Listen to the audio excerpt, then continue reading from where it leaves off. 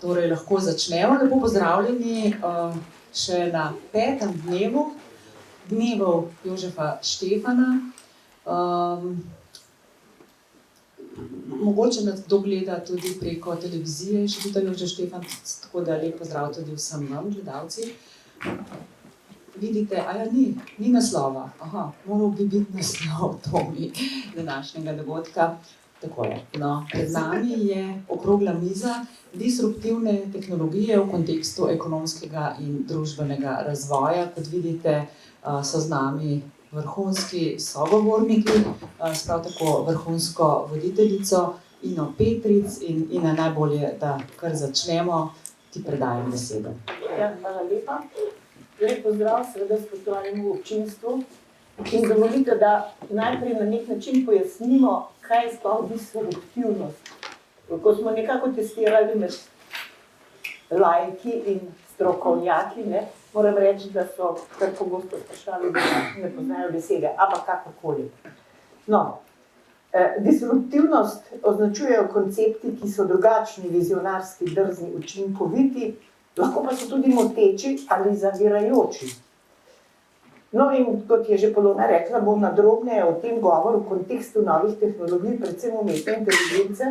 Jaz se tu opravičujem, ker po lektorskih navodilih moram reči AI, ne AI. Vi pa kakor ste navajeni, ne?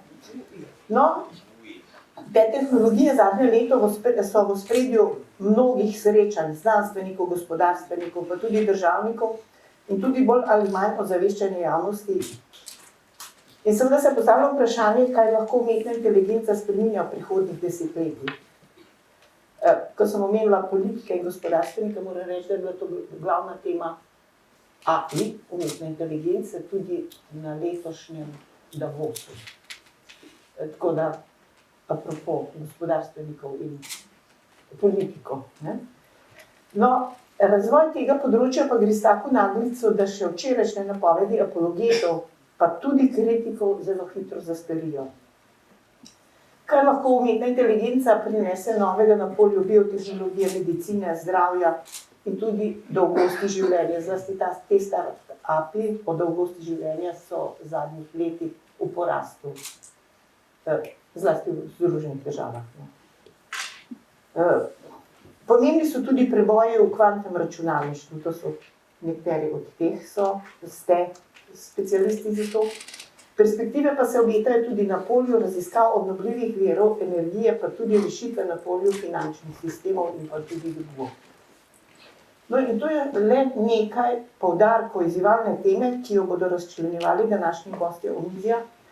To so inženir Andraž Tori od Brajna, direktor, profesor dr. Jože Damjan je z Ekonomske fakultete Univerze v Ljubljani, profesor dr. Blaž Zupan z Fakultete za računalništvo in informatiko Univerze v Ljubljani, profesor dr. Sašo Džerovski, vodja odseka za tehnologije in znanja na Inštitutu Jožef Štefan in profesor dr. Peter Stankovič, družboslovec z Fakultete za družbene vede v Ljubljani.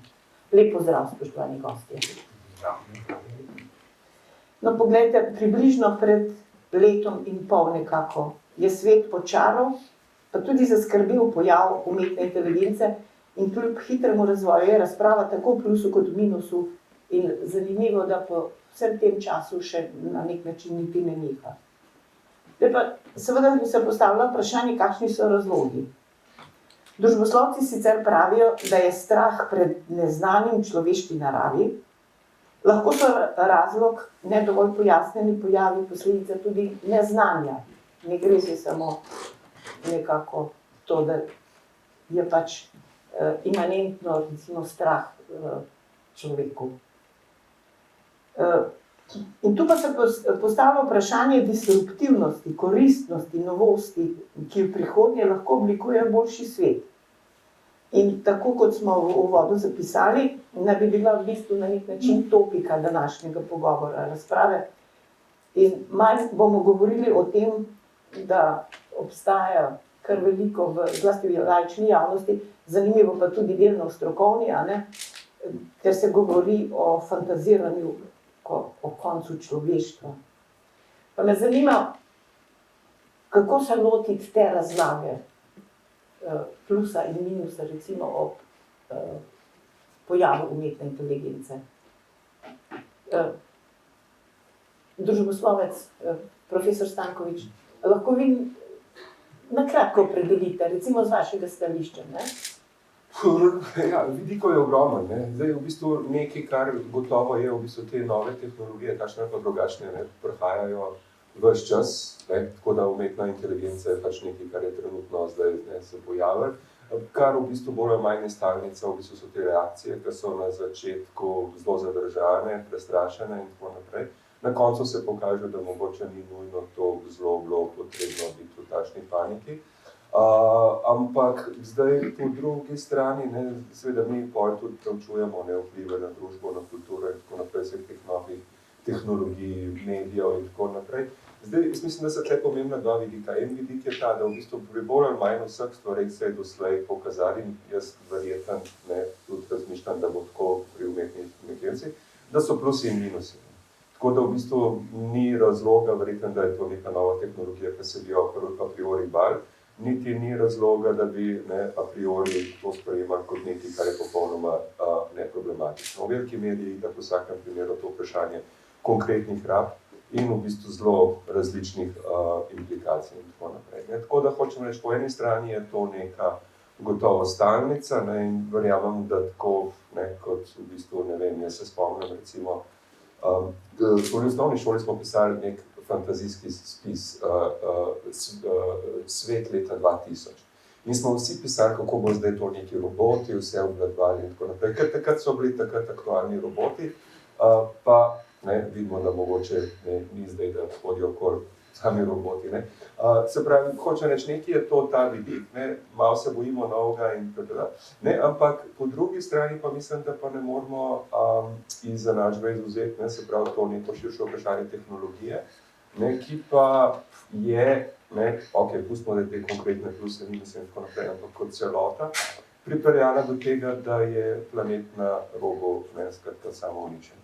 Se pravi, te tehnologije so do človeka v veliki meri udobne, pripravne, živimo super, ne, dobra življenja in tako naprej, ampak v bistvu na ravni, kot tega planet verjetno več ne zmore. Ne. Še posebej, če upoštevamo, ne, zdaj nekaj je, mi imamo nek standard, ne vem, skratka, avtomobile, ogrevanje in tako naprej, ne. Danes, ne, se pravi, ne, recimo, ne, potuješ po svetu, vidiš, ne, to gre tretji svet, gre zelo hitro, zelo v to smer, ne, in če bo 7 milijard ljudi živeli na tej ravni, ne, standarda, že zdaj mislim, da ni sustainable, ne, kaj šele v bistvu, če bomo vsi začeli na tej ravni živeti, ne. Tako da, hočem reči, ne, sta ta dva vidika, jaz mislim, da nobena ta tehnologija sama po sebi, ne, ni nujno slaba, dobra, vprašanje je rab, ne, vprašanje pa je v bistvu to neko širše vprašanje, ne, tehnologije, tega, ne, se pravi, človekovega odnosa do, ko ne rečem, narave kot nečesa, ne, kar nam je na razpolago, ne, da v bistvu to zdaj mi, ne, si prisvojimo in uporabimo za svoje udobne življenje. Ne.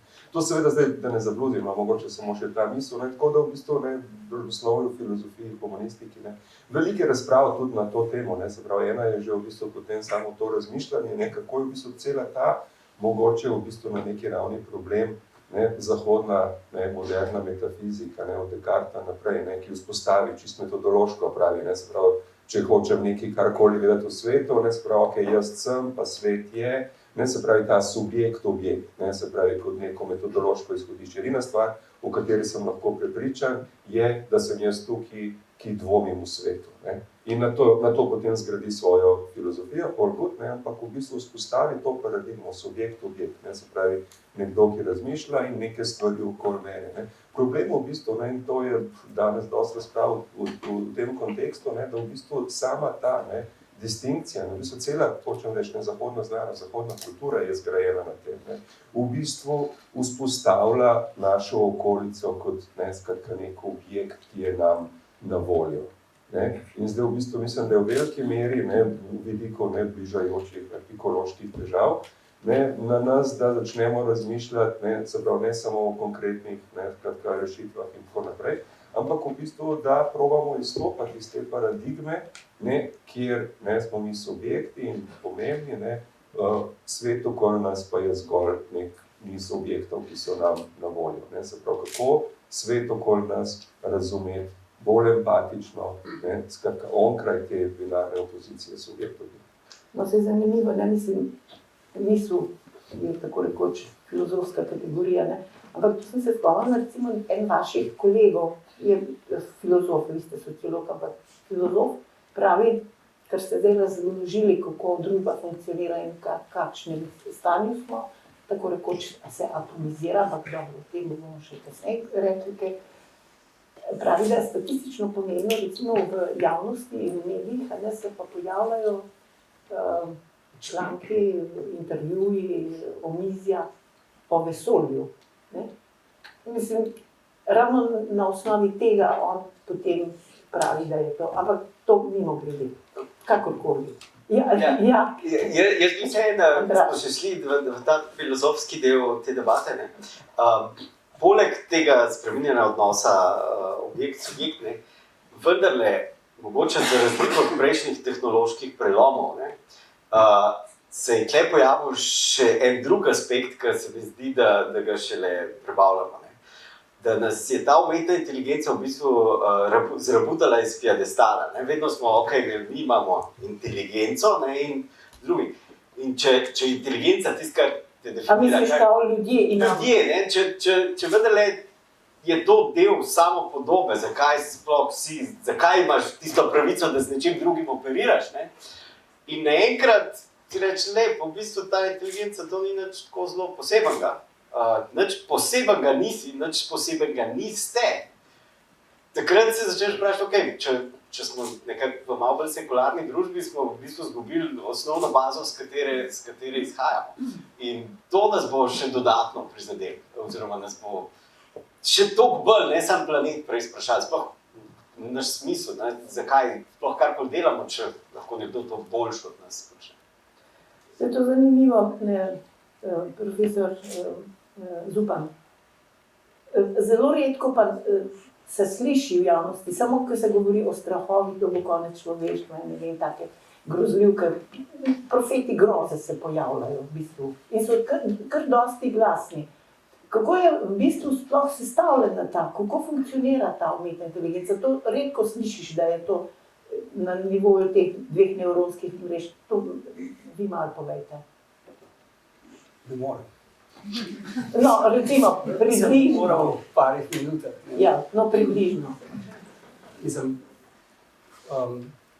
bolj me skrbi v bistvu, da jaz razmišljam o tem, vedno razmišljam v kontekstu Slovenije, ker pač sem tukaj, pa želim, sem tukaj zavestno, ne, sem se jaz odločil, da sem tukaj. Lahko bi bil pač kjerkoli druge, kjer so mi nudili, ampak sem rad tukaj, ne, in v bistvu me pa mot, ne, ker, ne vem, nedavno sem bil pač v Ameriki, ne, tam tako, ali pa v Luksemburgu sem bil nedavno, pa v Berlinu sem bil tudi, pa tako, eno tako, 2 meseca sem pravzaprav potoval, ne. In v bistvu to, kar opazim, je, sam pri nas se v teh negativnih zadevah samo pogovarjamo. Mislim, to tako ful moč mene kot inženir. Jaz nisem družboslovec in pravzaprav teh tem, ki jih vi načnete, mislim, jih je luštno poslušati, ampak ne vem nič od njih, ne. To, kar pa opažam, je pa to, da pri nas ljudje nič o tem ne vejo, ne. V umetni inteligenci se ne govori o šolah, ali pa o strojnem učenju. Strojnega učenja ni, ne. Nekaj, pri nas je vse to presenetilo, seveda te preseneti. Mene je tudi presenetilo, recimo sem bil prejšnji teden v Laškem, pa me presenetilo, da imajo eno novo kolesarsko stezo. Ful me je presenetilo, ker je taka bila lepa, ne, široka, ne, ki je Evropska unija naredila in sem si rekel, wow, sem moram iti, to je bilo meni ful presenečenje, zato ker pač prej nisem bil, ne. In na ta način nas je umetna inteligenca presenetila, ne. Zato ker nas, ne vem, Saša je tebe presenetila. Ne, zato ker pač Saša se s tem ukvarja 30 let, jaz pa tudi, mene ni to presenetilo, je pa prej prišlo, kakor smo mislili, da bo, prej se razvili pač, ampak presenetilo me pa ni, ne. In vse ostale pa je presenetilo, zato ker ja, pač mi imamo v osnovni šoli, pa srednji šoli, pa na faksi še vedno tak predmetnik, kakor smo ga imeli do zdaj, ne. Ok, mogoče kakšni faksi imajo pač malo strojnega učenja, ampak v šolah tega ni, ne. In jasno zato pač je relevantno vprašanje, kaj je to, ne. Ker vse skupaj je zelo simpel, ne. V Laškem smo pač imeli, mislim, da v 1 uri je bil cilj učiteljem iz Irske, Luksemburga pa Slovenije, učiteljem v osnovnih šolah pojasniti, kaj to bi inteligenca, pa se mi zdi, da nam je uspel. Tako, da se rekel, wow, ne, do zdaj pa ni noben nam povedal, da je to tako enostavno. Okay? Je enostavno, ne. Sam mislim, da to priložnost tako zgubljamo. In to, kar mene bolj moti, je to, pol, ne vem, greš v parlament, ne, pa v parlamentu glasujejo v aktu o umetni inteligenci. To se mi kar naježi. Ljudje, ki odločajo o tem, sicer jih zelo nacenam, ampak v umetni inteligenci pa res ne vejo ničesar. In pol imate 90 ljudi tam, dobro, pač tisti, ki manjkajo, minus, ampak odločajo o čem ničesar ne vejo. In je to problem. Ne sem, da ne vejo, ne zanima. Je bila v parlamentu debata o sprejetju akta o umetni inteligenci in so bili samo tisti poslanci tam, ki so bili tam po službeni dolžnosti, ki so res mogli biti, ki so del tiste parlamentarne skupine na to temo. Ampak tako, bilo je skoraj več strokovnjakov iz področja umetne inteligence, kot je bilo dejansko poslancev in politikov. In to, kar mene preseneča, da dejansko zdaj v svetu se vsi zavedajo pomena tega, se vsi zavedajo, da se to dotika, se bo dotaknilo, bo spremenilo naša življenja in jim je jasno, da je to pomembno. Slovenskim politikom pa ni slučajno. Važno pa, da se štempla. Ampak to štempljanje pa ful avtor, zato ker je, recimo, zdaj enkrat junija so sklicali, včeraj prišel mail, je sklicalo v bistvu na finančno ministrstvo, slovenski vse po svetu umetni inteligenci, kjer imaš pač odprega jasno predsednica države, pa so pa pač vsi ministri zraven, in pa so tudi ministri zraven, ki so nedavno na pobudo Slovenskega društva za umetno inteligenco, kjer smo jih pač spomnili določene stvari, bili full pro, mislim, tako, Saša je bil tam, pa meni je bilo, ker sem bil v Laškem, sem videl pa tisto kolesarsko progo, kar je bilo boljš, kot se stane pri ministru. Mislim, pa nas so ljudje proti temu, ne vem, če se zavedate. Predsednico moram pohvaliti, predsednica je prišla predavanja poslušati na poletni šoli v umetni inteligenci. To pa moram pohvaliti. Skratka, minister in ministrica so proti temu, da bi pač ljudstvo v Sloveniji karkoli zvedelo. Zdaj govoriš o šolskem ministrstvu? O šolskem ministrstvu pa o ministrstvu, pravzaprav 30. Šolsko znanost pa digitalizacijo. Digitalna preobrazba. Ja, skrbno. Okay. Ja, se veš, zelo dosti časa, da bomo vedeli razliko med prislovom pa pridelkom. Veste, to me pa res preseneča, recimo, da je tako rekoč pogojno rečeno, to je politična javnost ali pa strokovna javnost delno, da so take razmere. Mislim, to ravno ni spodbudno. Ampak zato se mi pa zdi, da so koristna taka omizja, kot so tu, ker ste pa res dobri strokovnjaki izbrani, da se na nek način najširši javnosti pove, da to nam sledi. In se moramo s tem spopasti. Sej, profesor Damjan, vi ste ekonomist, vi veste, kako so recimo kdaj v 18. stoletju, ko so bili ti ludisti v Angliji, ki so razbijali stroje pri tekstilu, To je bilo grozno, ampak danes pa vidite, kako zadeva funkcionira. Mislim, tu zdaj seveda gre lahko bolj za besedno igro pri umetni inteligenci, ne toliko, da boš ti imel tam, ne vem, te razbojnike, ki bojo karkoli delati. Kakšen je pa vaš odnos do tega? Jaz vidim to umetno inteligenco kot v bistvu možnost, da prestopimo na eno nivo ali pa več nivojev više glede proizvodnje. Pravi, glede proizvodnje v ekonomiji je v bistvu ekonomiziranje z omejenimi viri, ki jih imamo na planetu. Tako da v bistvu sem se s kolegom Stankovičem prej zelo strinjal v prvem delu, v drugem delu pa sem ga izgubil. Spravi, v bistvu oni govori o omejenih resursih, ki jih imamo na svetu in da zdaj svet drvi v katastrofo. Ni nujno tako, namreč prav ta umetna inteligenca nam pa en sam omogoča dvig produktivnosti, kar pomeni, da veliko stvari lahko zdaj avtomatiziramo in zaradi tega lahko bolj učinkovito uporabljamo omejene vire, ki jih imamo na voljo. Recimo, če gledate pa najbrž ne uporablja toliko umetne inteligence, ampak recimo ta nova tovarna, avtomobilska tovarna BYD-ja v Shenzhenu, je 95% robotizirana. Tam uporablja ogromno teh zadev, ne potrebuje več veliko delovne sile, kar pomeni v bistvu, da tudi uporaba teh osnovnih inputov je zdaj lahko bistveno manjša poraba energije in tako naprej, tako da to nam omogoča neko višjo raven. Aplikacija umetne inteligence na različnih področjih, recimo zdravstvo lahko revolucioniramo zdaj s tem, naredimo bistveno bolj učinkovito, recimo na področju diagnostike, na področju tudi konec koncev operacij in tako naprej. In s tem v bistvu lahko podaljšamo človeško življenje, lahko izboljšamo kvaliteto življenja. Ogromno je teh aplikacij, ki so zelo koristne, da ne govorimo o vseh teh uporabi teh velikih jezikovnih modelov, ki nam omogočajo večjo produktivnost na drugih področjih. V bistvu, jaz nisem toliko skeptičen glede tega, jaz to vidim kot priložnost, je pa res, da bo aplikacija uporaba umetne inteligence naredila določene spremembe v proizvodnem načinu, ki ga imamo pri nas, tako kot so recimo stroji, tako kot so roboti, tako kot so računalniki, ampak se na to treba pripraviti. Hotel sem nekaj povedati o tem prej, da je mednarodni denarni sklad, ki je vedno kakšen korak naprej, ali pa se istočasno z razvojem teh zadnjih znanosti in tako naprej, je januarja izdal eno poročilo o tem, kakšne učinke naj bi imela umetna inteligenca na gospodarstvo sveta. In so ugotovili, da je okrog 60, v razvitih državah, okrog 60% služb je v bistvu bo afektiranje, se pravi, bo imelo vpliv na nje. V manj razvitih državah bo je to 40%, ampak potem se da razdelijo teh 60% v razvitih državah na to, kje bo negativne, kje bodo pozitivne učinki. Ponekod bo prišlo zaradi uporabe algoritmov umetne inteligence do zmanjšanja delovnih mest, se pravi, bodo obložena delovna mesta, približno na polovici bo pa to samo povečalo produktivnost. Podobno je v manj razvitih državah, kar nam v bistvu potem omogoča, da se specializiramo nekje drugje, tisti, ki bodo tukaj dobili službo, in potem je seveda treba pogledati, kako se prilagoditi temu večji produktivnosti, na kateri način in kako v bistvu zaščititi delovna mesta oziroma zaščititi ljudi, ki bi potencialno lahko izgubili službo.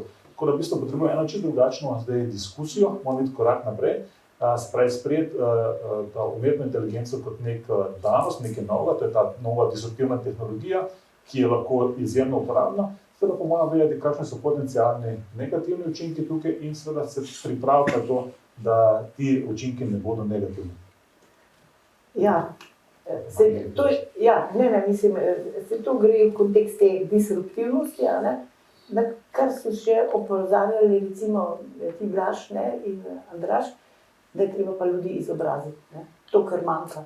Ampak samo mimogrede, ko ste govorili o teh ekonomskih učinkih, seveda recimo ta podjetja ali pa start-upi, imam tu ene podatke, da izjemno navdušenje nad tem, ker se tu velika sredstva stekajo. Ker vsi, ki se ukvarjajo s to umetno inteligenco, se tržna vrednost podjetja izjemno zviša. Recimo, pred nekaj časa, nekaj meseci, so delnice Dela, proizvajalca te strojne opreme, v enem dnevu poskočila za več kot 30% zaradi upanja, da v tehnologije seveda povečala prodajo. Tu nisi treba kaj zabrisati oči. Nekaj dni kasneje je ta Together AI, zagonsko podjetje za računalništvo v oblaku, zbralo sredstva v vrednosti 1,3 milijarde dolarjev. Je to slovenska firma? Ne, kolikor vem, ne. A imamo kakšno slovensko firmo, ki se je Ne, tudi v tem naboru ni. Nvidia je tudi proizvajalec čipov za AI. Tudi ni Slovenija. Tudi ni. No, recimo pred uvedbo GDP-ja je novembra 2020, to je takrat, ko se je približno začelo, njegova tržna vrednost, kapitalizacija znašala približno 300 milijard, danes ima 2,3 bilijona dolarjev. To se nam kar zvrti v glavi, ker te slišiš te številke. Je to sploh možno? To kar milijarde letijo na kup ali kaj? Možno je vse povedati. Nvidia se zdaj špekulira, da bo postala po tržni kapitalizaciji večje od Microsofta, ki je trenutno največja.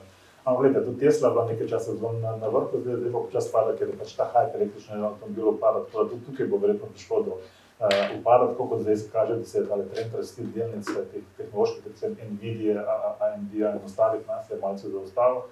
Pa bo šlo nekaj novega, pa bo tam tržna kapitalizacija odrasla, tako da tole je zelo tako. To je oblag, v bistvu, gledajte, recimo vrednost, ne, price to earning od Nvidia je 72-kratnik, ne, to je unsustainable, recimo že 20-kratnik je blazno veliko, ne, to je unsustainable, tako da to se bo sestavilo počasi, ampak bo prišlo pa nekaj drugega.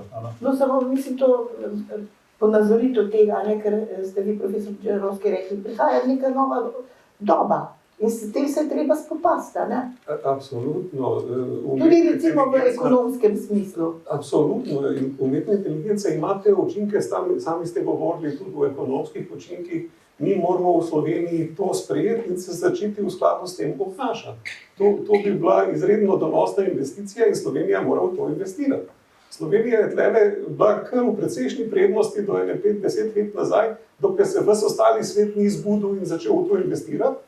Takrat je pa Slovenija nehala v to investirati. Se mi sploh ni spremenila količina denarja, ki gre recimo v raziskave in razvoj na tem področju. Če mi hočemo izkoristiti potencial umetne inteligence, pač moramo ljudi v Sloveniji na to temo izobraziti in moramo tudi razvijati novo znanje.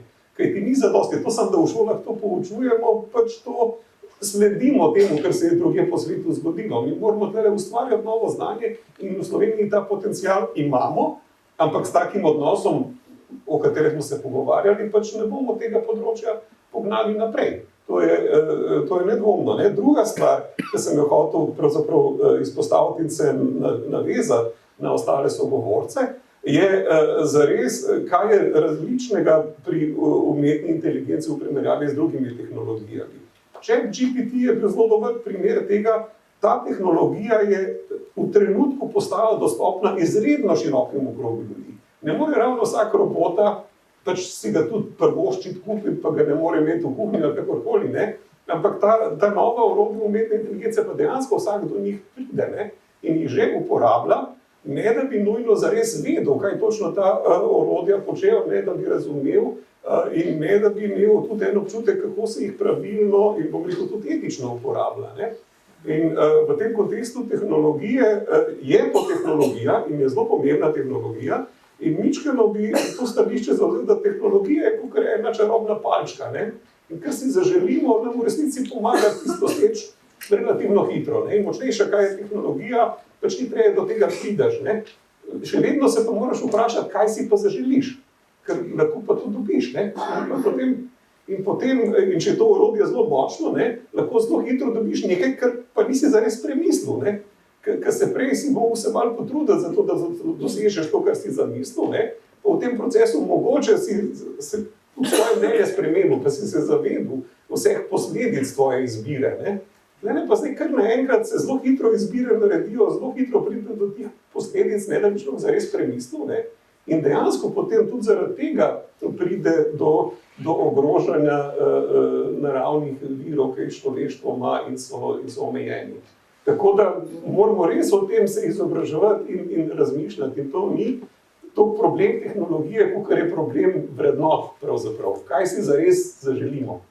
Ja, Andraž, samo nekaj, mislim tole, ker profesor Đerovski poudarja to izobraževanje, izobrazba. To. A veste, se mi zdi kapot, da boš ti dobil neko izobrazbo, neko znanje in tako naprej. Tega ni, ne? Ampak v šolah je, recimo, včasih kar prevlada taka miselnost.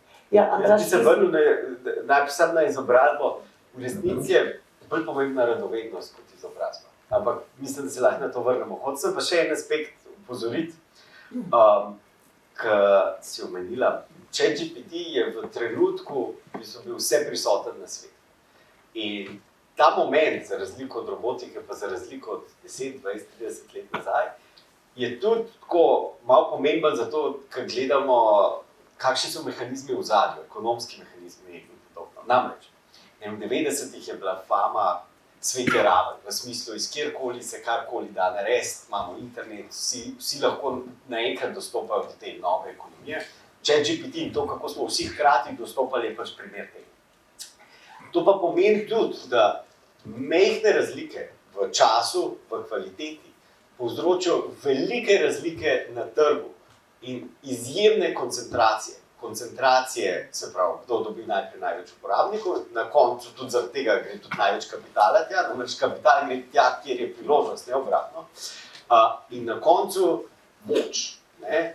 Iz tega velike debat, ne je GPT woke, Google je imel celo ne vem, če ste spremljali, afero s tem, ko so generirali slike, ki so jih hoteli, temu reči, uravnotežiti, kakorkoli že, in se je izkazalo, da v bistvu, če gledamo v to kot nek glavni vir, ki je veliko bolj skoncentriran, danes ne dela moje 30 podjetij generalne modele, v resnici je 5, ki jih vsi uporabljajo.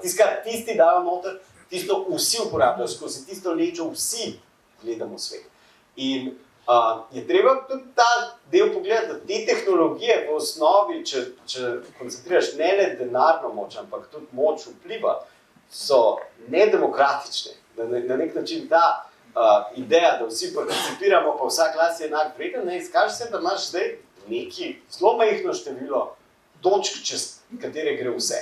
In ta efekt tehnologij, pa tudi kot družba, pa še nismo v bistvu uspeli osmisliti, predvsem zato, ker države tekmujejo med sabo. Če ne bi bilo tekmovanja med ZDA in Kitajsko, bi že zdavnaj razbili največje ZDA velikane, ker so politično prenevarni.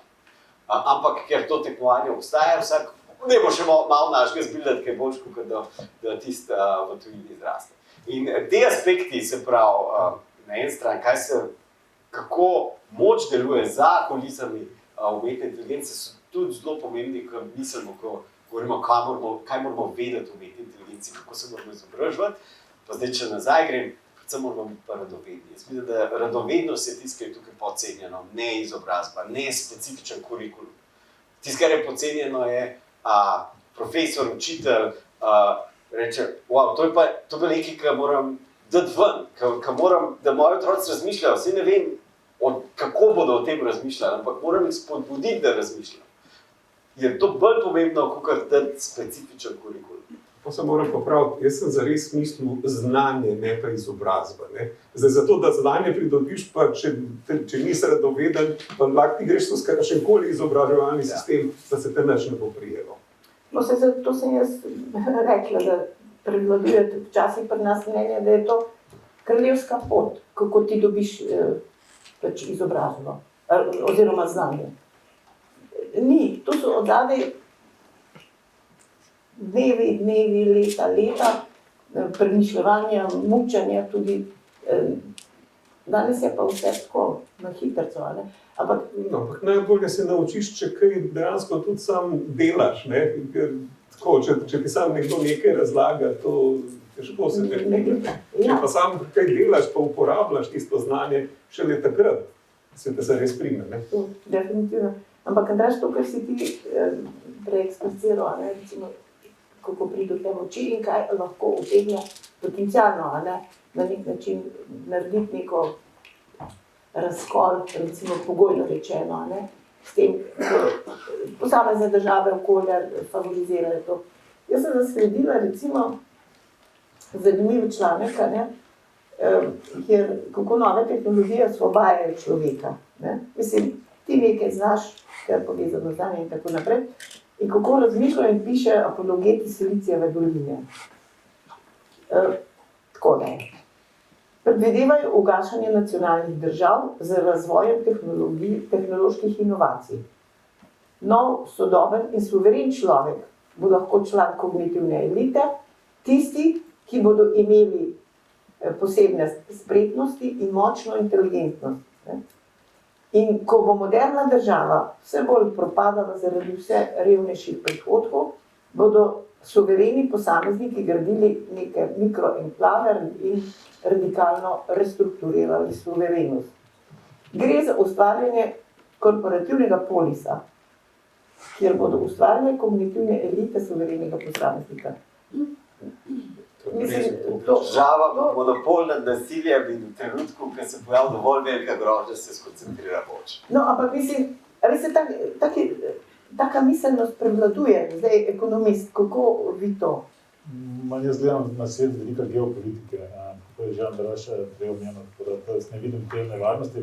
Mislim, lahko bi, ampak to je res en tak utopičen svet. Zdaj imamo svetom, imamo pa vedno bitko za prevlado, se pravi, je pač ta velika bitka med ZDA in Kitajsko in pač nihče ne bo dopustil, da bi se tukaj recimo ta tehnična elita osamosvojila, ker je pač v uporabi. To je v bistvu orožje, ki ga imajo države in ga bodo uporabljali eno proti drugi. Tako da jaz zaenkrat tega ne vidim, mogoče v neki utopični družbi nekoč ne bo samo. Dokler bodo države, tega ne bo. Meni se je tle zdelo utopično to, da bodo ti posamezniki kognitivno se osamosvajali ali kakorkoli. Jaz mislim, da moč bo skoncentrirana, zdaj mogoče ne bo skoncentrirana v nacionalnih državah, bo pa v multinacionalkah, te bojo pomembni igralec, oziroma že zdaj zares koegzistirajo nacionalne države in multinacionalke kot fokalne točke moči. In zdaj včasih jaz se bojim, da to še zlasti za manjše države nimajo tle to vpliva, mogoče ZDA že, ampak Slovenija napram Microsoftu, OpenAI in tako naprej ima pač omejen vpliv. Tudi demokratizacija tukaj, ne bo če smem samo še to reči, ta demokratizacija na podlagi tega, ne bo to tako utopično, kot so rekli, da bo recimo solarni paneli, pa sončne elektrarne individualne, da bo to demokratiziralo recimo proizvodnjo energije. Ne bo, ker pač solarni paneli na hišah ne morejo nič narediti, ker je pač to energija, ki imaš na voljo samo 1/8 časa v letu. Tle se pozablja. Rabi že nek velik sistem, kjer se generira energija in ko pač ne more biti solarne elektrarne, tako bo tukaj bodo neke velike podjetja, bodo pod kontrolo države, ki bodo. Jaz sicer ne strinjam, Saša, da pač ne moreš nič proti Microsoftu narediti. Mi se po mojem preveč pogovarjamo o Ameriki, sem to ga povem. Ne vem, koliko je hotel Ameriko, to pa res ni država, kjer bi jaz živel. In v bistvu, če rečemo, mi ne moramo nič proti Microsoftu, a veste, katera je firma, ki slovenska država, absolutno največ denarja poklanja na letni ravni? Microsoft dobi za licenčnine. Sem govoril s človekom iz enega ministrstva, ki je to raziskavo naredil, je prišel do konkretne številke, ki je pa rekel, da mi jo raje ne da. Ker pol je vedel, da pač na kakšni taki komiziji tudi vam povedal, koliko je ta številka. Ampak da je taka, da ko je on zračunal, je dobil pač klic od ministra in je rekel, da naj umaknem raziskavo in da je ne sme objaviti. In Slovenija je bila na tem, recimo 20 let nazaj se je govorili, a bomo mi dejansko bili pucfleki pa pač stalno Microsoft uporabljali, ali pa bomo v državni upravi, recimo, pa tudi v šolah, uporabljali pač ene odprtokodne operacijske sisteme. Kaj so ugotovili? Ugotovili so, da sicer pač licenčnin bi dosti manj plačali, ampak bi morali pa nekaj več ljudi zaposliti. Jaz ne vem, kjer kreten takrat si je odločil, da je to boljše, da Microsoftu damo denar, namesto da investiramo v lastne kadre.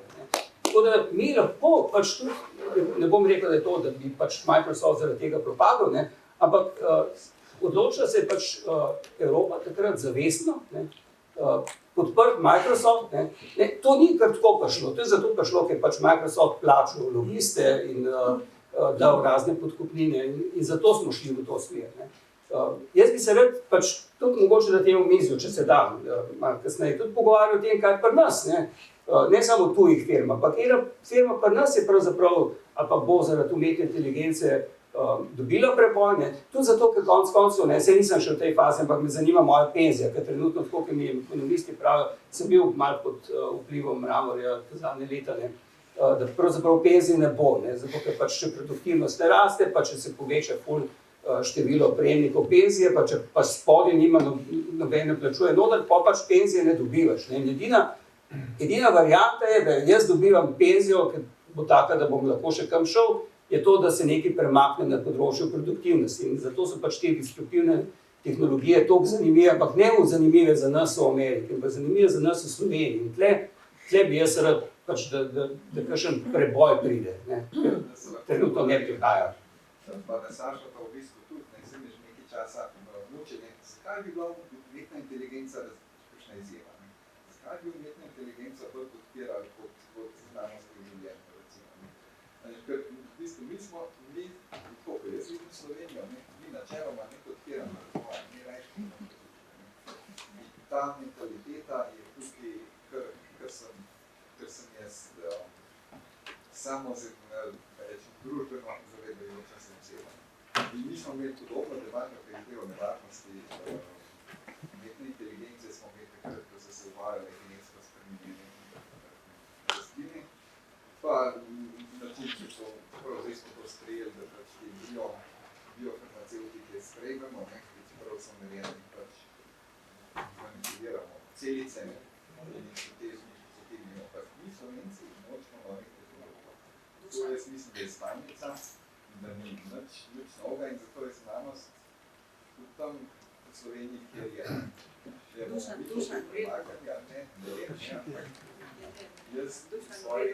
Hvala za to pobudo, bomo potem Na koncu bomo še, ker moramo z mikrofonom, ker se to vse snima. Zato. Jaz malo nekaj komentiram. Ja, seveda. No. Seveda. Mislim, se zelo strinjam s tem, pa s tem, kar je bilo pa tudi tukaj.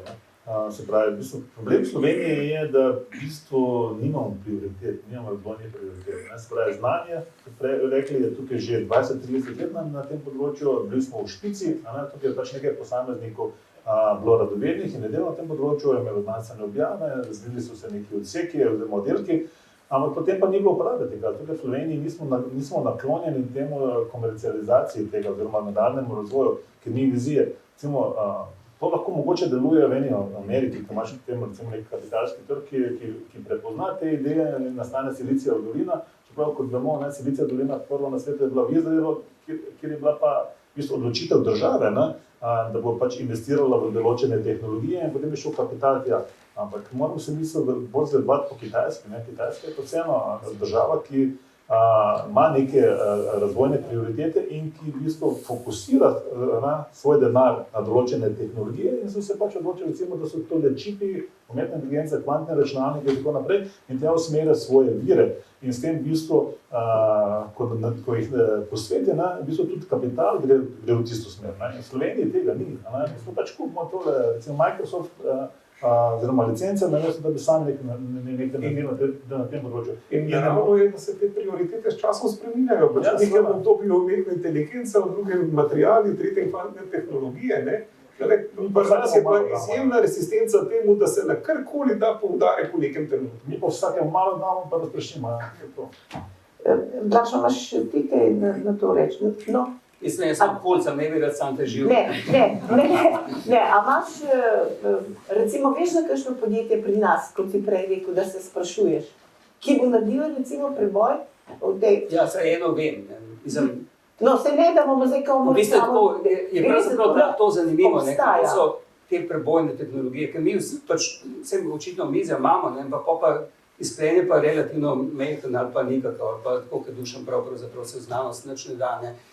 Zdaj sem dobil klic od kolegice na univerzi, ki vodi pisarno za prenos tehnologij, ki se prav aktivno s tem ukvarja, da pravzaprav bi univerza pač delala nove firme, ki bi bile prebojne, kjer bi pač lahko spin-out, ampak spin-out se ne da narediti, kljub temu, da obstaja zakon, zato ker je na univerzi so ugotovili, da pač rabijo najprej odvetnike, zato da povejo, kaj je to spin-out.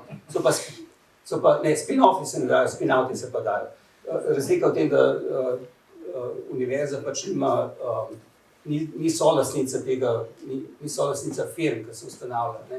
So pa potem solastniki pač zaposleni nekateri, ki se jim to dovoli, se malo zakomplicira. Ampak skratka je rekla, da rabi eno alinejo, ker bo pol rektor hodil okoli, pa bi povedal, koliko je pač univerza na tem področju recimo uspešna, in se izkaže, da pač je tega relativno malo. Je rekla, da lani je bilo vse skupaj investicij, torej investicij v firme, ki so nastale nekako iz know-howa univerze.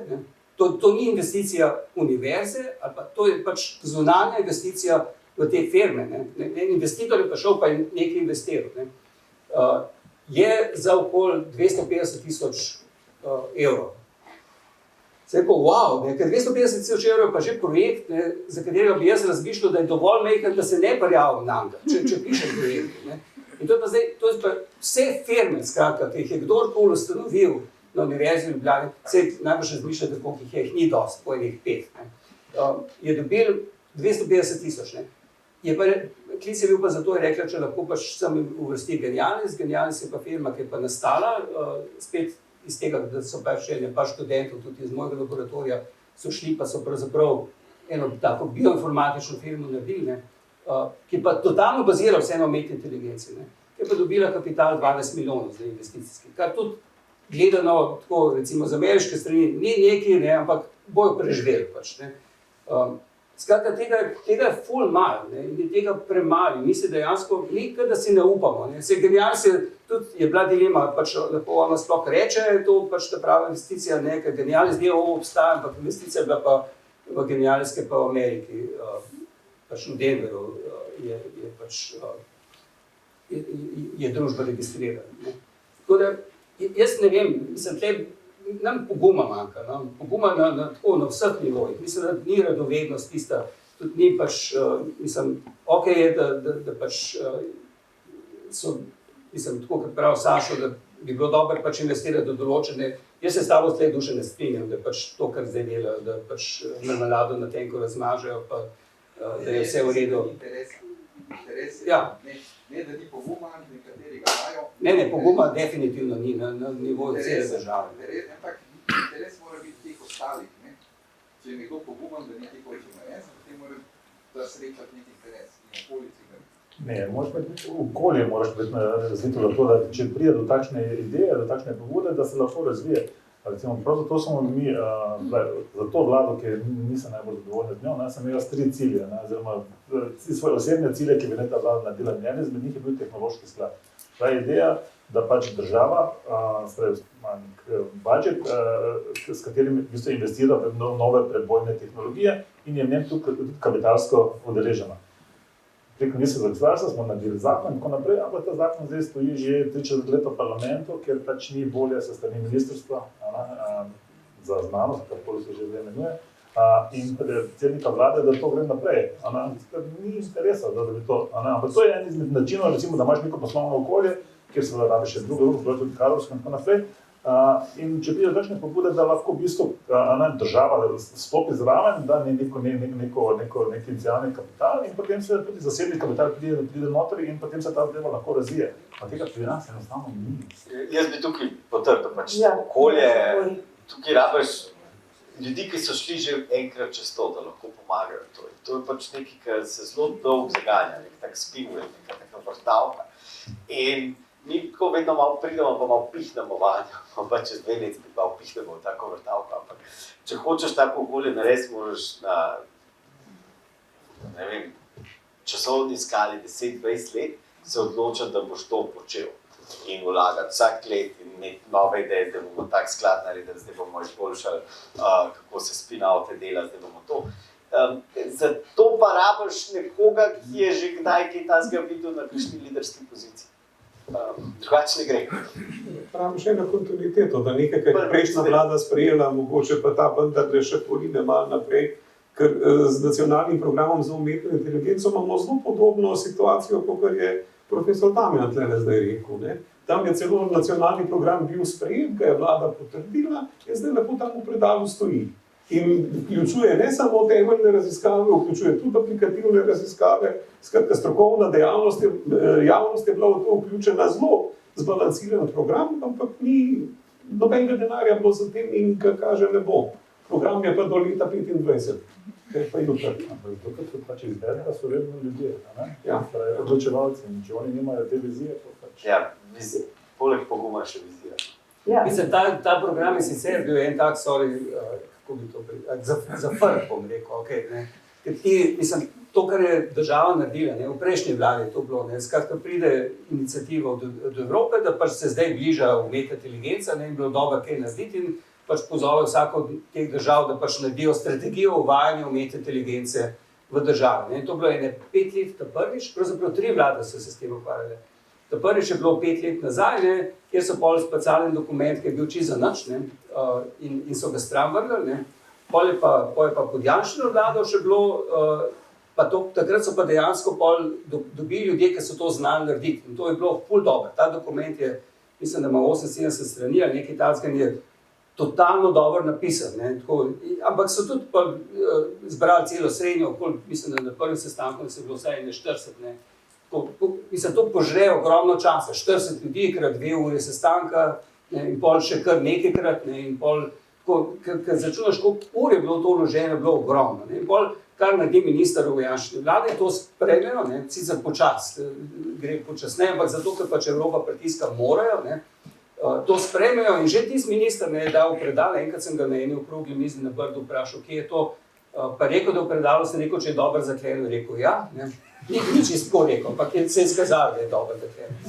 Potem pa to pač prevzame nova vlada, ne, kjer pa pravi ministrica, ne, ja, to pač so ene druge vlade delale. Ne. In s tem, mislim, to je tako ponižujoče, ne, zato ker tudi jaz sem vložil to, ne vem, sem računal enkrat, vsaj 50 ur sem vložil v ta NPOI, ne. In ona reče, da to zaradi tega ne bo sprejela, zato ker pač to je ena druga vlada, oziroma to 2 druge vlade pripravljajo. Med drugim so se bolj še vmes mislili, da bi bilo dobro, da bi ta denar, 75 milijonov je pisanih gor, ne, da bi ta denar malo drugače počrpali, pa je en poslanec prišel na idejo, da mogoče bi on eno firmo ustanovil, pa bi vse to dobil, pa je hodil okoli, ne, ampak se to nekako ni obnesel, ker so pol direktorji parih institucij rekli, da mogoče to ni pa čisto. Ne. Tako da do tega ni prišlo. De facto, ne, mi imamo nacionalni program umetne inteligence, ki predvideva in izobraževanje na področju šolstva, in izobraževanje firm, in sodelovanje na področju projektov in pilotne projekte, vse živo ima noter napisane. In tega ni. Ne. In tega nihče noče vzeti v roke in dejansko sprovesti. Mislim, prav tako neverjetno, ne. Ampak se to ni nacionalni program sam eden. Prej smo se pogovarjali v enem načinu novih pač oblik lastništva firm, kjer tudi ne, ti težiš že ne vem koliko časa, da bi se to naredili, ne, pa ne vem, Jožen ima najbrž tako paleto stvari, ki so bile tudi iniciative, ne, ki niso šle nikamor. Zakaj tega ni pri nas? Zakaj je to država, ker se nič ne zgodi? Ne ostane dosti časa, ker se moramo ukvarjati s tem planom.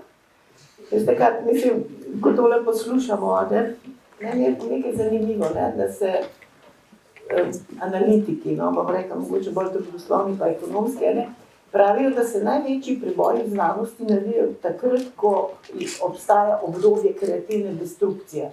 A nam to manjka, kaj?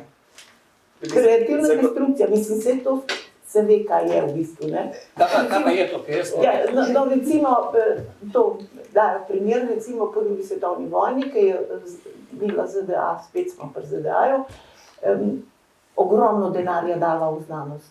In seveda se je potem, seveda, da so se stvari na nek način zboljšale. Dobro, zakaj? To je bilo pred kolikim? Cirka 80 let. Zakaj? Vedno morate se vprašati, zakaj? Bila je hladna vojna, čute so se ogrožene. Zato so lahko stopili skupaj. In isto je tukaj. Zakaj nič resnega ne naredimo? Ker je v resnici edina stvar, ki te res pravi skupaj, ker si potisnem po vsem okot in ogrožen. Druga stvar, ki te lahko kam pripelje, je pa pač karizmatičen voditelj. A mislim, to za naše razmere. Ja. Za naše razmere. Veste, kaj je Žižek rekel? Žižek je napisal takole. Da mi, kao Slovenci, ne, nismo kognitivno mapirali družbenih procesov, danes pa se čudimo, da družba razpada. Diskurs se je popolnoma izjalovil in prišli smo v obdobje nekega moraliziranja. Pa me zanima, kako pa to komentirate. Lahko rečeš, da ta izjava je primerna za vsak čas. Mislim, da vidi, kako se ta čas danes razlikuje. Ja, ampak ima neko poznto, ne? Ja, tudi on je moraliziral zdaj o Ukrajini proti. Okej. Ja. En od problemov je, da politika, pa tudi družba širše dejansko ne razume pomena znanosti in znanja. Kajti mi zdaj ne živimo v družbi, ki bo Slovenija od svojih naravnih virov, ne od različnih rodnin, ne od lesa, ne bo od tega preživela. zato da Slovenija preživi, zato da njeni mladi preživijo, bodo preživeli od znanja. Mi smo v družbi znanja, ker se znanje prodaja, znanje je vrednota, znanje generira cash. In če družba tega ne sprejme, ključno s politiki, in se ne odloči v znanje investirati. Jaz se absolutno strinjam, lahko začnemo s tem, da nimamo nepremičninskega zakona in imamo zato visoke davke na ljudi, ki kaj z glavo delajo. Takrat, ko se bomo odločili, da bi mogoče raje malo manj se ukvarjali z nepremičninami, tako da jih obdavčimo, in se bomo več ukvarjali s tem, kako bi zmanjšali obdavčitev dela visoko kvalificiranih. To je tak eklatanten primer, kaj so prioritete. To so zdaj prioritete. Bog ne dej, da bi kdo pomislil obdavčiti mojo preveliko hišo, ampak da bi pa moj sin imel malo višjo plačo, zato da bi, ker bi lahko s tem to kompenzirali, to pa. Ja, profesor Stankovič. Ja, no, sigurno se tle milijon enih vidikov nimam izpred časa, ne možnosti, da bi vse to pokril. Mislim, me zanima, tu ste kar trije akademiki, pa me zanima, kakšne kadre vi izobražujete, kaj predavalnice, mislim. Vi sami veste, kako je Marcuse deloval, a ne? Njegovo delo je noter v predavalnici. Odvisno od tega, kaj je output, recimo, s temi ljudmi, ki prihajajo ven.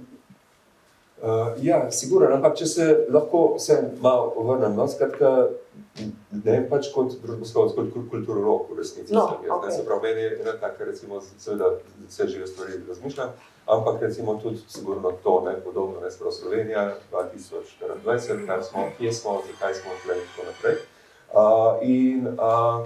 Kar je meni en tak problem, kot vidim, se pravi, v bistvu, ker politika, ni samo politika, ni samo tehnologija, ampak je v bistvu politika kulture. Se pravi, kako delamo stvari, kako se odločamo, kako se stranke med sabo driblajo. To je neka civilizirana diskusija, ali hočemo drugega ustreliti, ali karkoli. Skratka, hoče nek kulturni vidik je pomen. No in zdaj v bistvu, kar je meni tukaj na nek način problem Slovenije, malo bolj po kulturno strukturen, je to, da v bistvu, kar smo prišli v Evropo ali karkoli, zdaj koliko se je dal na to vplivati ali karkoli, mislim, da vztrajno lezamo na položaj kulturne periferije. Se pravi, ali pol periferije oziroma periferije. Se pravi, ne samo v smislu tem kulturnem, umetniških izdelkov ali karkoli, tle mogoče niti niso takšen problem, ampak v bistvu mentalitete, politične kulture, ekonomske kulture in tako naprej. Zdaj, tle je seveda ful enih dejavnikov, težko, zakaj to tako je in tako naprej. Ampak ena stvar, ki se mi zdi tukaj važna, je, da to razumemo, da v bistvu to, se pravi, problem tega, da postajamo kulturna periferija, ni samo prostorske ambicije, da se bojimo, da v bistvu neki tam v Bruslu rečejo, ok, bomo, da ni šans, da bomo kaj zdaj mi predlagali, da ni šans, da bomo kje mi udarili po mizi, skratka, manjka ambicije, manjka samozavesti, to so problemi. Kar se potem kaže seveda tudi v ekonomiji, v znanosti, mogoče še v znanosti še najmanj, ampak je to nek subsistem, ki ni tako blazno vplivan. Tako da tle mislim, da je vprašanje. Zdaj, seveda, vprašanje je, zakaj postajamo kulturna periferija in v bistvu kako to nasloviti, kompleksna zadeva, težko in tako naprej. Delno seveda je to, da smo majhni, ampak ni to nujno, Nizozemska je majhna, Luksemburg je majhna, pa niso to neke čist Danska, marginalne države. Se pravi, v bistvu ni zdaj samo vprašanje majhnosti, fizične majhnosti, ampak v bistvu vprašanje, a se ta fizična majhnost pustimo, da se preslikava v našo mentalno majhnost. In jaz mislim, da v bistvu to je izziv, se pravi, da se ne pustimo definirati na tej ravni in v bistvu jaz mislim, da bi mogli graditi to, samozavest, ambicijo in v bistvu stvari, ki ste me vprašali, kaj predavam. Ena taka stvar, se strinjam, znanost, pomembna 21. stoletja, znanje in tako naprej. Ampak mislim, da je tukaj še ena stvar, ki je 21. stoletja ful pomembna in to je ustvarjalnost, kreativnost, ki je seveda pomemben del znanosti, ampak to je tudi ekonomija, to je marketing, to so reklame, to so filmi, to so lifestyli. Danes v bistvu ekonomija je v veliki meri ekonomija znakov.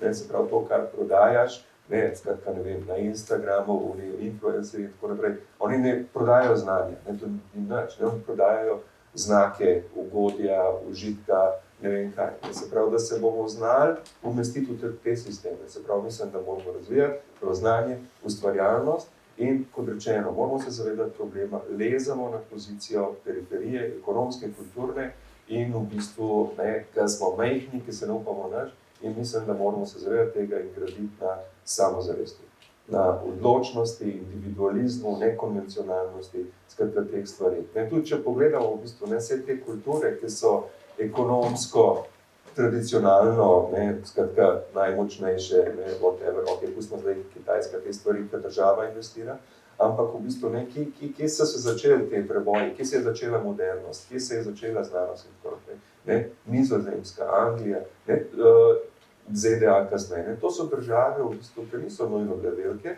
ampak v bistvu so bile države, ki so bile odprte, tolerantne. Nizozemska je prva, v bistvu, ki si bil lahko bil kjerekoli vere, ne da te bi jedel strelil, ki si bil napačne.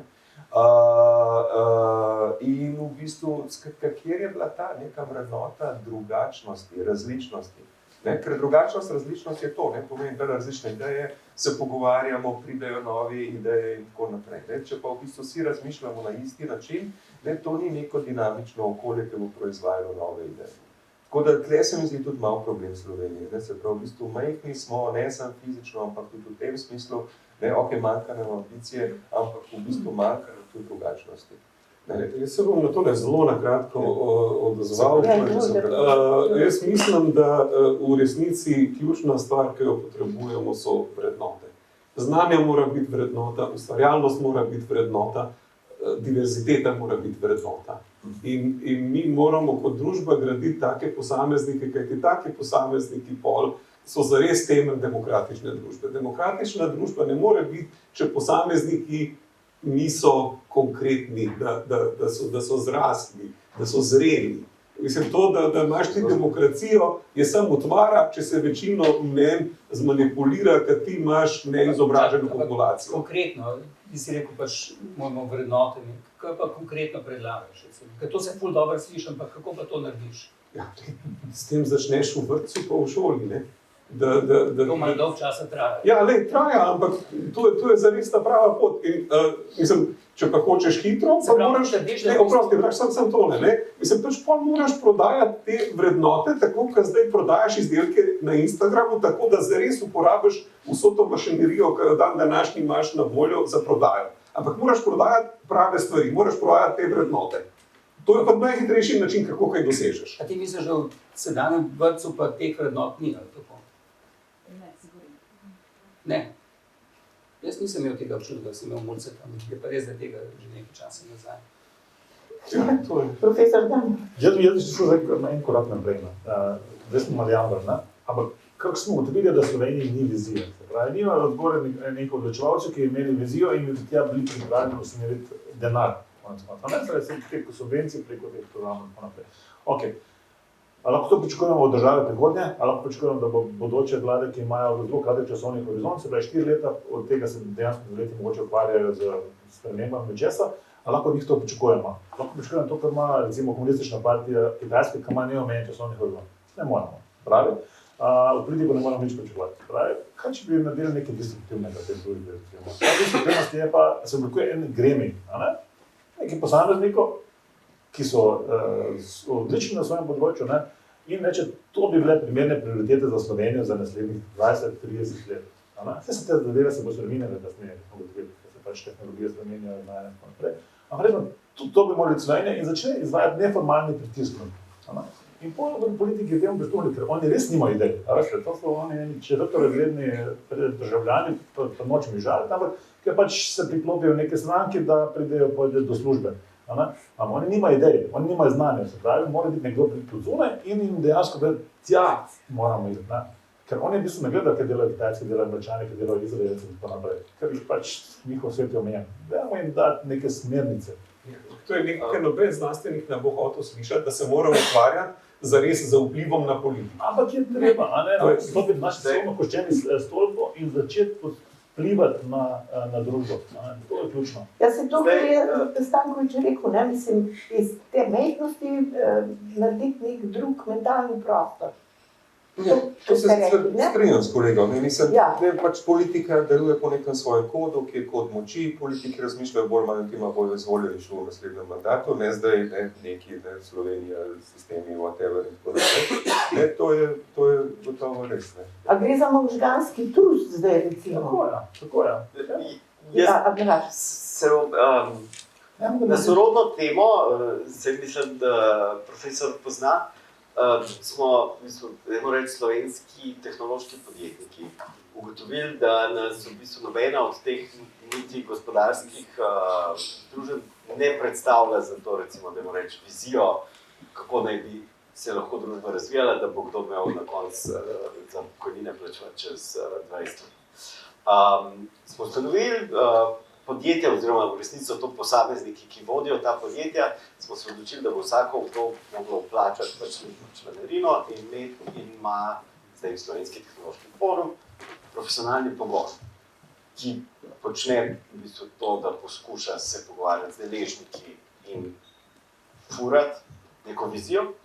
Jaz upam, da bomo uspeli, ampak je pa res, da spet se ugotovi, da rabiš profesionalni pogon. Da je zelo težko vzdrževati grupo građana, ki kontinuirano izvaja pritisk. To smo poskušali prejšnjih 15 let podjetniki, kjer smo se skozi dobivali z vsemi mogočimi ministri, sekretarji in tako naprej in se je izkazali, da ne gre, da rabiš v bistvu veliko bolj organiziran mehanizem, če hočeš posredovati v družbi.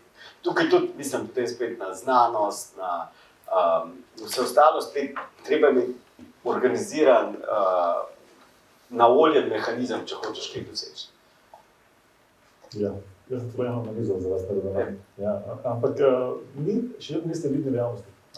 Se pravi, treba biti nekaj posameznikov, ki so vidni posamezniki in ki imajo željo vplivati na to. Pravi, lahko imate enega, dva člana zraven in poskušate vplivati. Ampak treba dati en tak gremi. Neformalno inštitucijo pritiska in potem se to lahko brine ali pa tudi ne. Jaz mislim, da bi se, to, kar Slovenije ni nobenega, ki bi razvijal vizije. Ga ni. Morda samo še tole me zanima, ker da bomo dali pa še publiki kaj besede. Evropa, EU, misli na polju umetne inteligence, pripravlja zakon, ki je da čez 3 mesece na nek način že veljal, regulira. Kaj pa vi pravite o tem? Regulacija, recimo, področja, ki je zdaj v skoraj da v sami špici in velikih pričakovanjih.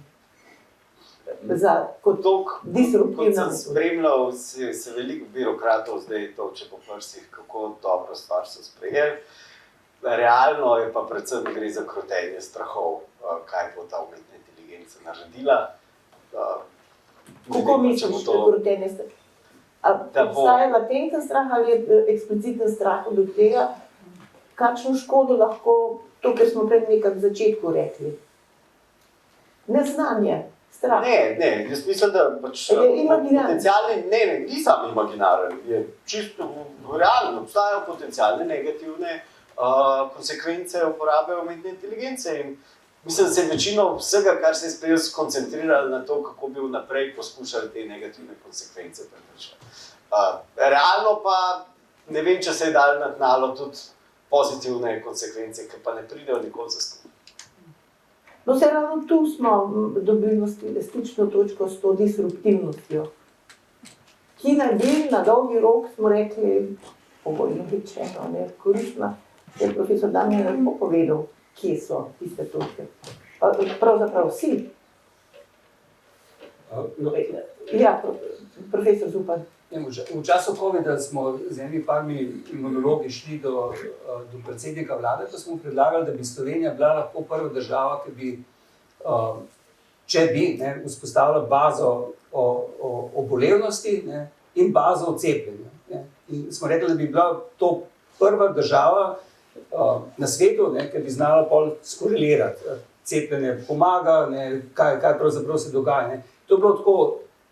To je bilo, mislim, da 8 mesecev predno so sploh cepiva dali na trg, je bila ta iniciativa. Samo tako smo rekli, da se pripravi država, tudi mi smo izdelali tako projekt, ne, smo rekli, država bi pač tle bo par institucij sodelovali, ne, tudi NIJZ, ne, za, ne vem, v šivih 300.000 evrov smo hoteli to narediti, ne. Na kar je pol, smo prišli do ministrov in tako dalje, so ugotovili, ne, da pravzaprav se to ne da narediti v Sloveniji, zato ker NIJZ sicer te baze ima, ne, bi bilo treba malo popraviti, ne, ampak ne, jih ne moreš združiti, ne, mislim, pravzaprav jih lahko, ne, ampak nimaš zakonske osnove, ki bi ti to dovoljevala, ne. Takrat se pol pogovarjajo o tem, da bi pravzaprav moral minister, ne, popraviti zakone, vložiti noter in bi moral parlament to spremeniti, pa so se odločili drugače. Ampak ne, istočasno pa ena velika firma, ne, ali pa ene par velikih firm, ne, o meni ve vse. Ne. Vsi moji podatki, ne, karkoli počnem, tudi to, da sem zdaj tukaj, ne, pa kam bom šel pol s kolesom, ne, na drug konc, ve vse o meni, ne, in to pa je okej, ne. Mi smo v Evropi, ne, za tem GDPR-om, ki ga jaz občutam sam tako, ne, da ne moram normalno več v browserju klikati, ampak vedno, kam grem, ne, pa moram še nekaj poklikati spodaj, ne. To je edina pravzaprav stvar, kjer jaz čutim GDPR, ne. In to tudi pravijo, ne, pravniki, da v bistvu GDPR je bil zavožen, ne. So jim govorili, da pač bo ta del zavožen. GDPR sem prebral, sem bil tudi na tečaju, kjer sem ga razložil, GDPR pravzaprav ni, je pač samo zakon, ki evropske firme neskončno ovira, da karkoli počnejo s podatki, ne, in dopušča Kitajcem in Američanom, da delajo kar čijo. In podobno, ne, jaz čutim tudi ta nov zakon, ne, ki bo enako, ne, bo pač sam potiskal Evropo pač v eno smer, drugim boš pa dovolil karkoli hoče, ne, by the way, ne. Če preberete GDPR, ne, je v bistvu vse velike firme, ne, torej tudi take jih imamo v žepu, ne, v žepu je pač sigurno ene par firm zdaj strogo kršijo ta zakon, ne. Če pa hočeš ti nekaj narediti v moji državi, ne, takrat, ne, to bo pa strogo ne. GDPR je kot zakon ekstremno škodljiv in tako bo tudi najbrž ta nov zakon o umetni inteligenci za Evropo. Ja, predvidevajo tudi globe, ne, recimo za podjetje, ki bodo kršili, ampak no, kako... GDPR skozi dobivajo podjetja globe. In? Krvana gre dalje. A veste, koliko je, to sem poslušal, mislim, je presenetil, en podcast sem poslušal na avionu nazaj, ki sem potoval zadnjič, koliko plača Apple, torej firma Apple, ne, koliko firmi Apple plača Google za to, da ker pač kupam recimo iPhone, ne, da v bistvu tisto, kar vpišem v njihovem brskalniku, gre v iskalnik Google.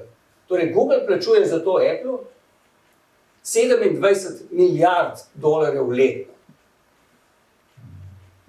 Zakaj to dela? Zato, ker zbira podatke, ker pač, iz tega pač živi Google. Ne. Ampak 27 milijard, ne, plačuje Apple, ne. Zato, da pač ima vse moje podatke pri sebi. No, na temo regulacija umetne inteligence pač gre za zelo močno tehnologijo, s katero lahko delaš dobre in slabe stvari in se ne moreš izogniti temu, da kakšna regulacija se pa ne sprejme o tem, kako se tehnologija uporablja. To ni zares regulacija tehnologije, to je regulacija uporabe te tehnologije. In zdaj, če tudi pač ta akt o umetni inteligenci, ki ga je Evropa ravno kar sprejela, tudi če ima vse te omejitve, o katerih se pogovarjamo, jaz mislim, da je pač eno dejstvo, ki pravi, o tem se je treba pogovarjati, tega ne moramo ignorirati. Jaz na to gledam v tem kontekstu. Je pa bilo zelo zanimivo naše gore list, ki smo imeli lani poletno šolo o umetni inteligenci na fakulteti za računalništvo, ne, pa je še bila predsednica zraven, ne, in se je pojavilo vprašanje regulacije, je rekel, ja, zelo bi si želel, da bi Evropa pravzaprav imela kaj regulirati svojega na tem področju, se pravi svojo industrijo. Mislim, to sta dve strani medalje, ampak mislim, obeh se moramo zavedati in moramo delovati proti temu, da to oboje obstaja. Zdaj, to je težka naloga, ja, ampak predvsem sporočilo, ki ga jaz iz regulative na tem področju dobim, je, to je pomembna zadeva, s tem se je treba ukvarjati, pa če bo zdaj to takoj uporabno ali bo uporabno kasneje, tako se mi zdi popolnoma ignorirati ta problem ni zdravo. Ja, Andraž, kako pa ti komentiraš to? Kot sem povedal, mislim, da je v tej regulaciji trenutno prevladal strah. Mislim, da je bila mogoče malo prehiter sprejeta, smo sploh ugotovili, kaj se bo dogajalo, ampak živeli bomo z njo, v Evropi pa še naprej ne bo česa bistvenega se dogaja. Profesor Damjan, vi kot ekonomist, da gledate skozi mogoče druge. Strinjam se s tem, mene samo boli, ker kaj je rekel Andraž, pa kolega Duhom rekel, da pač Slovenija ne bo na tem področju. In ko vidimo naš sedanji gospodarski model umira, deindustrializacija se dogaja, Slovenija nima alternativnega gospodarskega programa, oziroma niti ne vemo, kaj bomo delali, ker pač, če se bo sesula ta klasična avtomobilska industrija, mi na področju tehničnih avtomobilov nimamo ničesar za ponuditi. In nimamo, ne vem, kam dela prihodnje, in ta regulacija, če bo pač taka, da bo vse prepovedovala, potem da seveda tudi ne bo razvoja, ampak še enkrat grem nazaj do vizije, kje hočemo biti, naj nekdo pove, kje hočemo biti, in potem se bo seveda tudi novo gospodarstvo lahko tukaj razvilo. Zaenkrat jaz ne vidim nekega potencijala. Kljub vsemu znanju, ki ga imamo tukaj. Jaz se, mislim, ste dobro govorili o viziji in o negativnih pozitivnih stvarih, mislim, tak, rekla je, potencijalno možganski trust, ki ga kar koristno slišati. Čeprav ste recimo... Ampak jaz resno mislim z njim. Ja, sej To ni samo tako navrženo ven. Jaz bom šel to res narediti. Korektno. Ne, to ni služba, to je nekaj, za kar se moraš govoriti, kar moraš v bistvu, kar delaš na vkljub temu, da ni popraševanja v temu. Se to, da bi ste dobri družbi? Ja, to bo mogoče v službi pomagal, to pa da se reče. V redu. Ja, še bilo čas za vprašanja publike. Ima dokončno vprašanje? Izvolite.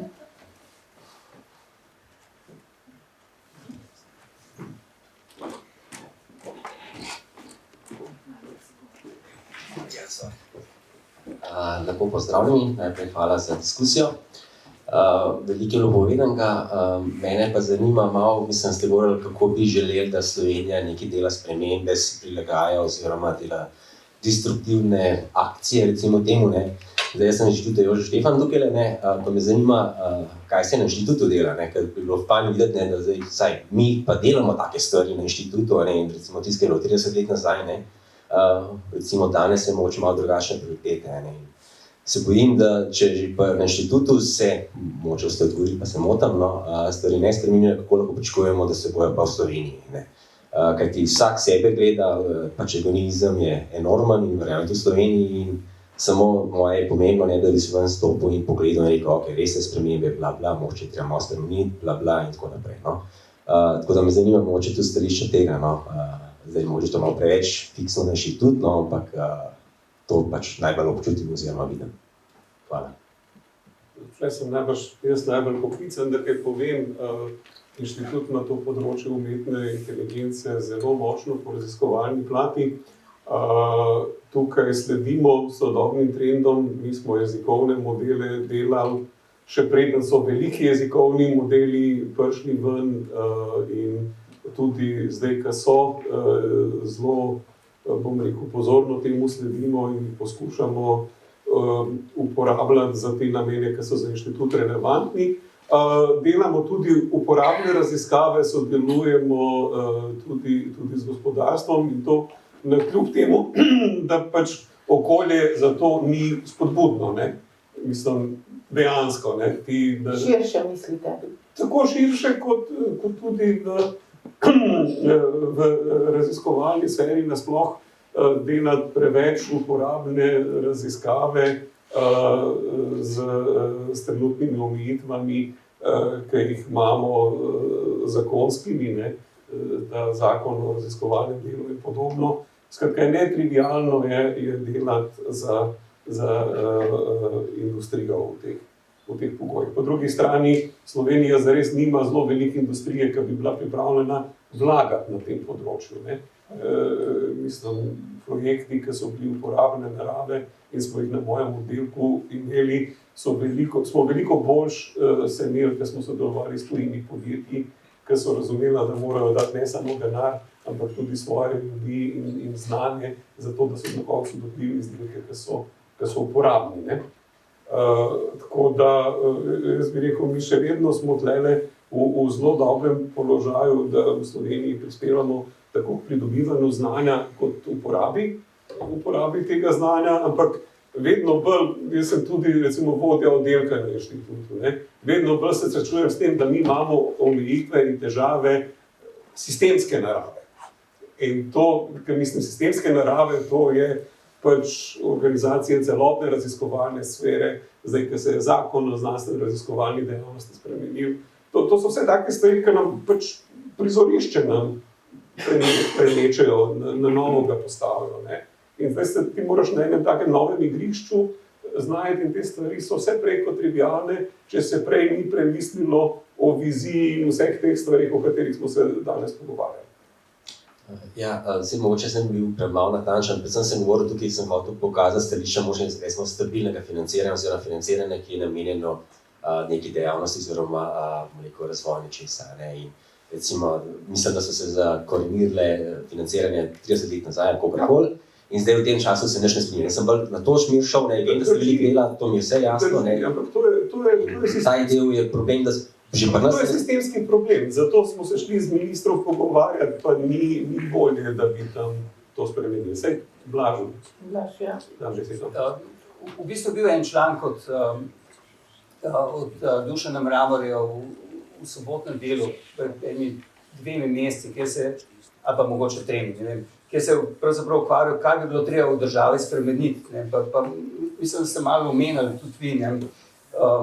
Pri nas vlada ena taka ful velika uravnilovka, ne vem, če vi občutite. Ne. Recimo, prav, da nagrajevanja absolutno ni. Ne. Pri nas je, recimo, kakšna je razlika v plači, kaj mislite med Prfoxom, ker pač mu študenti stalno dajo nezadostno ceno, ne, in prosijo pač, da se zamenja, in Prfoxom, ki ful napolni predavalnico, tako da mu pač še na štengah sedijo. Ne. Kakšna je razlika v plači? 0. Ne. Kakšna je razlika v plači med raziskovalcem, ki dobi ful velike projekte, ne, pa ima veliko skupino, pa recimo dela sobote, nedelje, pa ne vem, njegovim kolegom, ki pač ne dela tega, pa je pač na isti poziciji, recimo kot redni profesor. Tudi 0. Ne. Mi imamo totalno uravnilovko, kjer karkoli počneš, ne, si isti. Ne. Te probleme imamo tudi v zdravstvu, kjer pač mi pač kirurgi govorijo, da en pač, ki operira 50krat na mesec, pa en, ki operira pa 10krat, dobita tudi iste. Ne. Mi smo dejansko družba, ne, kjer se opravičujem iz socializma, ne, še ni prišla nekamo. Ne. Pri nas smo kar naenkrat, po drugi strani smo pa zadovoljni, pa rečejo, nekaj časa so vas obkladali najbrž do Univerze v Ljubljani. Ne vem, kako Štefan kotira, ampak Univerze v Ljubljani, da je med 500 najboljšimi. Tega zdaj več ne slišite, ker ni več med 500, zdaj med 700 najboljših. Ne. Pomislite, da pride, ne vem, Roglič pa prav, jaz bom pa 50 na dirki v Italiji. Že v Boga ne bi več na televiziji gledal, če bi to izjavil. Ne me pa biti 500. Ne. Mislim, da tle v bistvu to dvoje. Ne, da jaz bi rad, da bi Slovenija bila v ničem prva. Ne. Prvi smo lahko ful dobro športniki delajo, ne. Tudi umetnike imamo kakšne totalno odštekane, ker se tudi dobro plasirajo, pa področja ne poznam. Ne. Šport pa uživam gledati. Ne.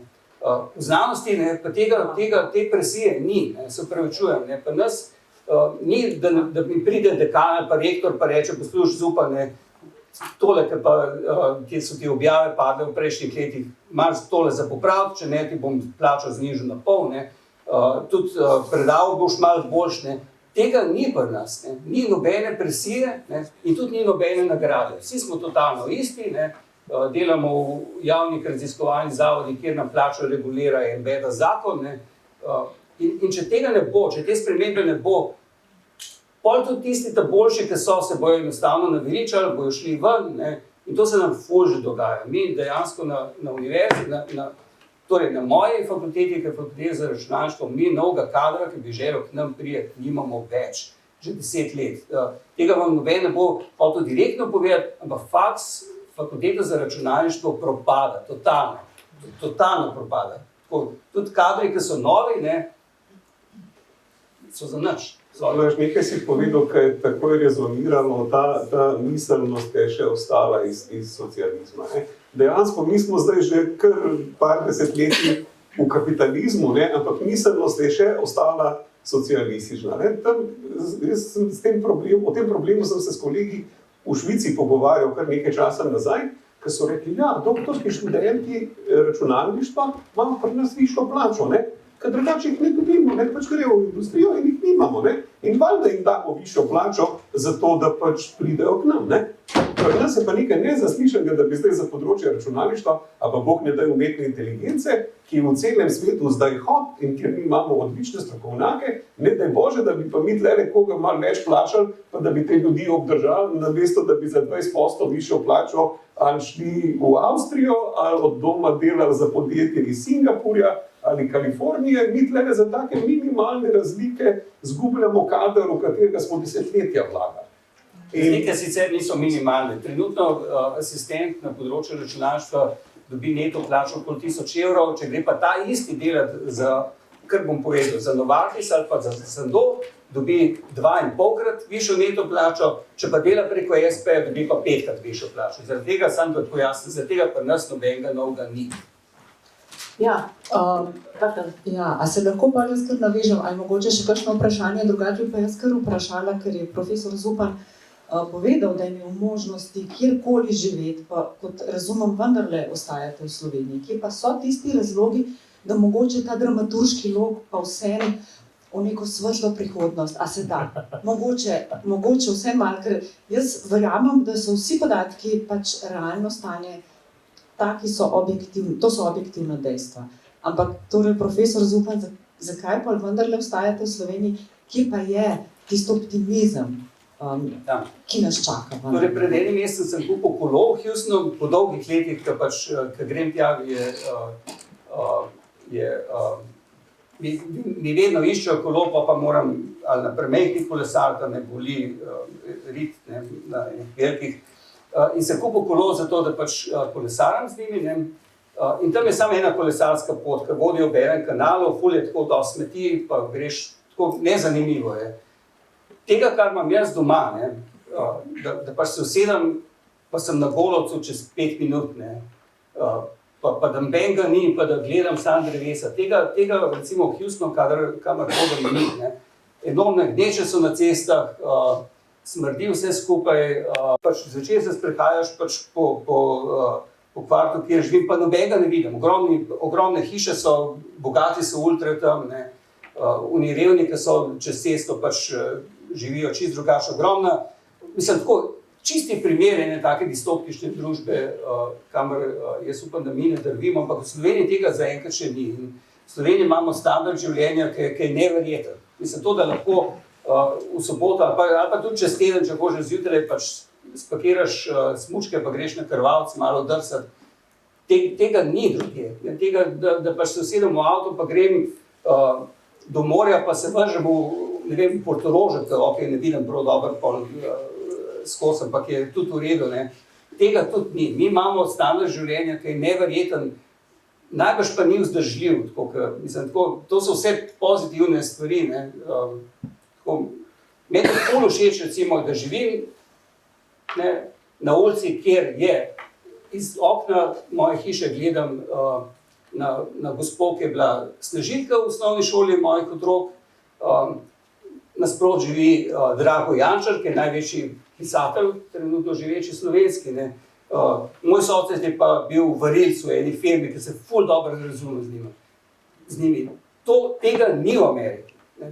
In v tem jaz uživam in zato se tle. In zato tudi pač če penzije ne bom, pa pač korenje pa progesi. Ja. Še kdo? Samo mogoče ne. Ja, ker moramo končati.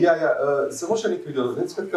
Z tega vidika, to je tak, jaz bi temu rekel, klasičen slovenski odgovor. Ne? Se pravi, zato, ker je blizu narava, pa morje, pa dober zrak, pa tako, which is perfect in se strinjam s tem in totalno uživam tudi samo.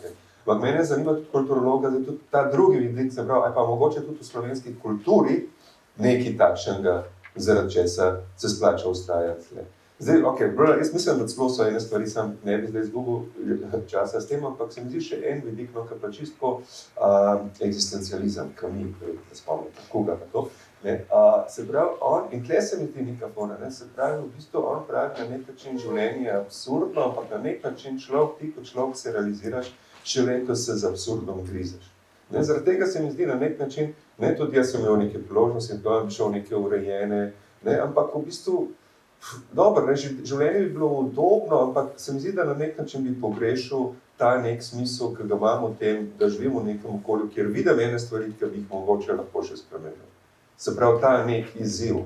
Vejte, ta absurd in frustracija v glavnem izhaja iz tega, da tlele v Sloveniji bi stvari bile lahko veliko, veliko boljše z enim skromnim vložkom, ampak nekaj do tega ne pride. Ne. Tlele je to, kar nas tepe. Ne.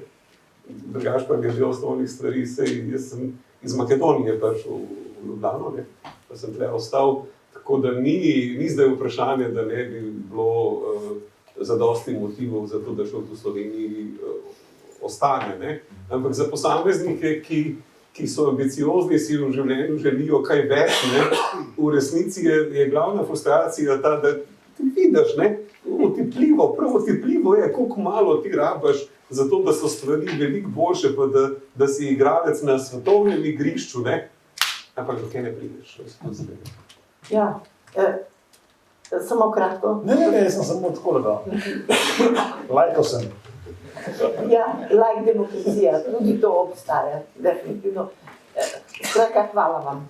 Hvala vam za to, bom rekla, plodovito diskusijo, ki pa je kar precej, recimo, na nek način pokazala, ne, koliko dela boste vi imeli, profesor Damjan, z možganskim trustom, ne, da boste stvari. Bomo pa čez leto dni mogoče, ne, se čisto drugače pogovarjali. Hvala tudi občinstvu.